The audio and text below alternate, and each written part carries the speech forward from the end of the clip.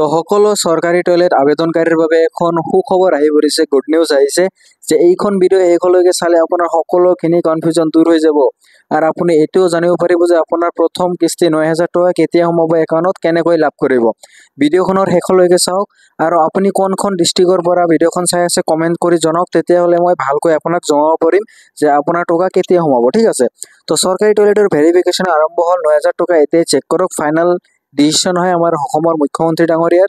তো প্ৰথমতে কি কৰিব লাগিব, আপুনি প্ৰথমতে এখন গুগল অন কৰিব লাগিব আপোনাৰ মোবাইলৰে, ঠিক আছে।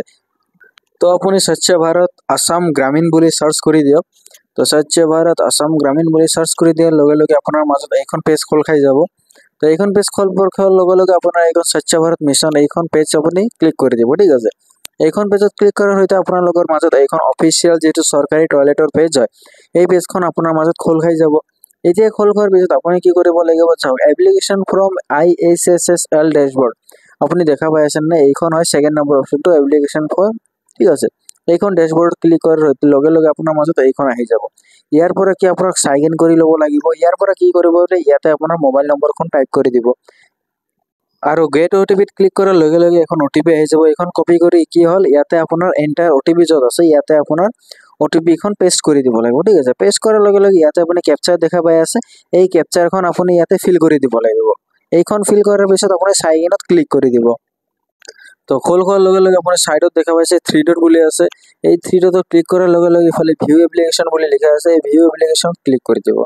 ইয়াক ক্লিক কৰাৰ লগে লগে চাইডত লিখা আছে ট্ৰেক ষ্টেটাছ, এই ট্ৰেক ষ্টেটাছ ক্লিক কৰি দিয়াৰ লগে লগে আপোনাৰ চৰকাৰী টয়লেটৰ কামখিনি কিমান দূৰ আগবাঢ়িছে এইখন ইয়াতে আপুনি চাব পাৰিব, ঠিক আছে। এপ্লিকেশ্যন চিকিউৰিটি ডান আৰু আপোনাৰ লিষ্টত নাম আছে নে নাই এইখন কেনেকৈ চাব, এই ভিডিঅ'ৰ শেষলৈকে চাওক। তো এতিয়া আপোনাৰ লিষ্টত নাম আছে নে নাই এইখন চোৱাৰ বাবে আপোনালোকৰ নো ইয়ৰ স্বচ্ছ ভাৰত ডাটা ইয়াত ক্লিক কৰি দিব। এইখন পেজৰে, ঠিক আছে, এইখন পেজৰে নো ইয়ৰ স্বচ্ছ ভাৰত ডাটাত ক্লিক কৰি দিয়াৰ লগে লগে আপোনালোকৰ মাজত এইখন পেজ খোল খাই যাব।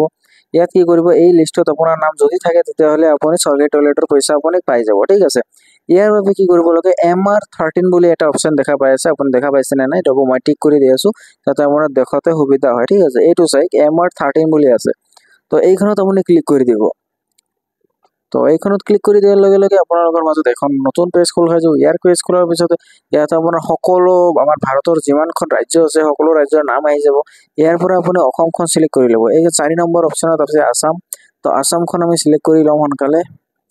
তো ব্লক আমি আসামখন চিলেক্ট কৰি লওঁ। আসামখন চিলেক্ট কৰি লোৱাৰ লগে লগে আপোনাৰ মাজত যিমানখন আপোনাৰ ব্লক আহি যাব, ব্লকখন আপুনি চিলেক্ট কৰি ল'ব লাগিব।